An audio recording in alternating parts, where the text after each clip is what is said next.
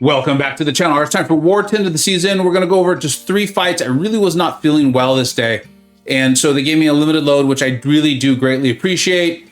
We kind of need to get some wins though, and we're going to do 3 fights. This one's against Null, and I really want to show you all 3 of the fights actually, but this one here in particular, we're going to go up against this Null. It's a very tough fight. It's an ebb and flow intercept node. This Null has 200,000 health. I'm going to be using the Black Uru just for a little bit more of the physical resistance and that sort of thing. It's also going to be the quickest and easiest to reform, at least as far as my own power is concerned. Like I said, I really was not feeling well, quite poorly actually, but that's not what this video is about. And the whole idea here is, and this is what I want to talk to you about, is you're going to push Null to his special 2. So you're going to see me do my best to, once Null is potentially over bar power, I'm going to shorten my combos. At least I should. That's my memory of how this went. Like I said, I was not feeling good. I did get a nice little intercept there, which was helpful, right? When you get the nice big Fury and work on the node. Like I said, once I pushed him over bar power, I purposely ended my combo in a light and ended it in 2 or 3. And then we're going to lose the Fury from the node there. Got another nice little intercept. And I should go medium, light, medium soon. Actually, no, I was more... Oh, no, I go ahead and throw my special because we had done so much damage. So it looks like me not feeling well knows more than me commenting on it. But you can see how fast that goes. And the reason you push Null to a special 2 is twofold. One, you don't need to potentially deal with corruption, which you would if you deal with a special 1, right? You can always throw the special when that timer comes down and you don't have corruption land on you. Or 2, you just push him to his special 2. He's going to try to place 10 armor breaks on you. We've talked about this with Absorbing Man. Absorbing Man is immune to armor break, and it also gives him those huge morph charges. I cashed in 600 of them, which is why we finished off 200,000 health so fast. If you're from the node, all those morph charges, he's dead. And if I hadn't got the intercept, I think we still would have been plenty of fine because he had those 4, I think actually 6 by the end of it all, huge resistances. So we're going to go in. This is a rank 4 Sasquatch. This is a pretty scary fight for me. My rank 3 Human Torch, right? There's not a lot of tankiness on this Human Torch boy, and he's only a rank 3, but that's fine. So there is ebb and flow intercept with the Mighty Charge, so that's why we're going to be using the pre-fight, or one of the reasons is because those are passives, right? They're not debuffed, so they're not going to fall off when we go with the Mighty Charge. I'd spoken to Nerd, and he did his best to just boil his fight down very simply for me. He's like, go for the intercepts early if you can. If you get them, great, because it's still early, you probably survive and that sort of thing. And if it starts to get later as far as Sasquatch's rage stacks growing, right? Because I get them, and I think it's when he gets to 8, he has a chance to go into Wrath and the Unstop and all that. But we got a nice intercept early, and I'm feeling pretty good. I mean, we're already at, you know, we've got the Sasquatch at like 50% health, and we're only about 20 seconds into this fight. So I'm feeling pretty good. I want to bait the special 2 if I can. And then I think right around here, like I said, I was not feeling good. My vision was even a little impaired. But I'm going to go in, and I either make a mistake or he goes into Wrath, and I'm not expecting that. It's coming up here. But I wanted to show you this fight for a particular reason, which is, there it is. So he went into Wrath, I went in to punish the stun, he becomes stun immune, and beats the heck out of me. I've now lost my indestructible.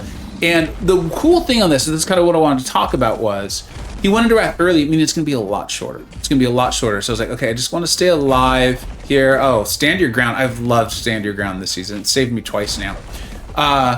You know, and I've saved the special 3 because I've obviously hit the special 3 if I want. And so now I'm just going to try to beat him into his block so I can get a little more room. I'm less concerned about getting the intercept, although he didn't have a bar of power, so I pull it off there and we go down. So that's just really about, like, it's not always going to look pretty, especially this next fight. But if you stay calm, you stay with it. And sometimes the Sasquatch goes into Wrath early. It might not be a bad thing because remember, his damage mitigation is building as he builds those rage stacks. He goes into Wrath early, it means it's going to be over sooner, and you can start doing some big damage again soon. So keep that in mind. Now, all season, I've been talking about Carl. I think he's the best Terax counter out there in the game. This has planetary endurance, meaning Terax is going to start getting those buffs on him that will really increase his power rate, and you're going to see that come into play.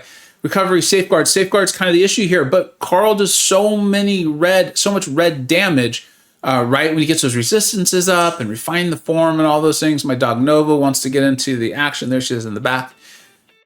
Watch this. Now, I'm going to play this very poorly. Like I said, not feeling well. But one of the things I love about this is Terax keeps trying to armor break you. Look, it's working out really well for me. The negative of this, though, is when he's hitting into our block, he's getting all those flourish buffs. This is the attacker tactics, right, that are moving through war. So while it's powering me up, it's also making his power rate pretty obscene. He's now up to 8 of them. And so the whole trick here, and this is where Annihilus fights can go sideways for you with this current war tactic, is you need to hit into his block. You need to find those openings. The other reason why I wanted to show you this is, remember with Karl Special 3, I really love this because he's a Mystic, a lot of Mystics running Mystic Dispersion. You could accidentally get pushed to it. Well, it has two parts. First part is going to give you this massive, massive cruelty, but the other part is it's going to activate the most recent form, right? So I know some people watching are like, uh-oh, you're in trouble because you're going to lose your form. It activates it and it refines it for you. I love the Special 3 of Karl. Now watch all this damage. Now I need to hit the block, and I made a weak attempt to hit it there. Obviously messed up, and I was actually starting to get a little worried right there. But we're gonna, I don't know if we ever do hit his block. We've just got off 7 of those. See how much damage we took off into the block? We've got all these big vulnerabilities up. We're just drilling into the block. You get to the Special 3. There was a lot going on there. I hope I explained that relatively well. If not, ask some questions in the chat or in the comment section. Or you can always watch my Karl Essentials, a whole video on how to play, the whole thing, literally everything, signature ability, recall friendly, synergies, the whole thing. But that's the beauty of that Special 3 of his, and how much that can ramp your damage and get you out of trouble in a fight like that where I had really made a hole for myself. Legion played very well. They ended up, I don't remember if the final score was like 5-1 or 2 or something like that. It wasn't that close. It was low death totals, but Legion had the lead. They kept it, and they did a nice job. So congratulations to them. And Savage Squad, hey, it is what it is. We're 5-5. We've got 2 wars left, a chance to clinch Masters, so that's cool. But congratulations to our MVPs, Daddy, Longlegs, Nearwind, and Cradleman. And then let's quickly take out a look at the season stats.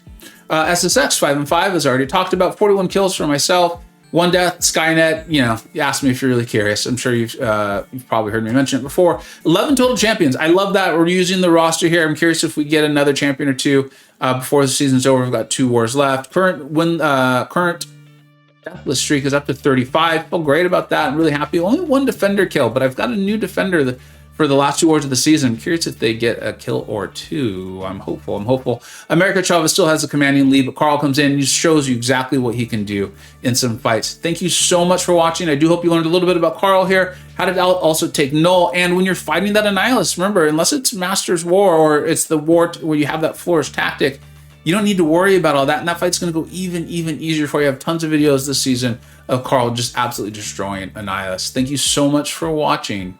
Take care. I hope you either learned something, were entertained, or even better, a little bit of both. Don't forget to like, subscribe. Thanks so much for watching. Take care.